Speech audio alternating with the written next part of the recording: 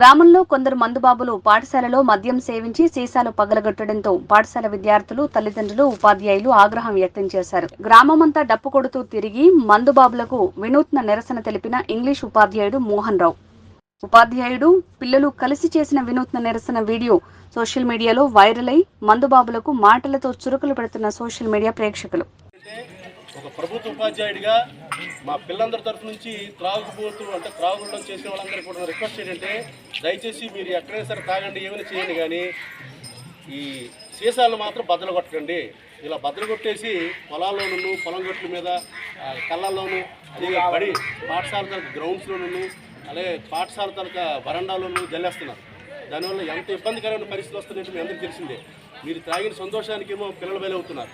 అదేవిధంగా చిన్నపిల్లలు, రైతులు, వివిధ వృత్తులు చేసిన వాళ్ళందరూ కూడాను గుళ్ళు దగ్గర కూడా చేస్తున్నారు. దయచేసి తాగుబోతులందరికీ కూడాను విజ్ఞప్తి ఏంటంటే ఎట్టి పరిస్థితుల్లో కూడాను సీసాలు భద్రకొట్టకండి. రెండో ప్రయోజనం ఏంటంటే మీరు సీసాలు భద్రకొట్టుకుని ఉంటే ఆ సీసాలు కలెక్ట్ చేసుకుని చాలామంది అమ్ముకుంటున్నారు.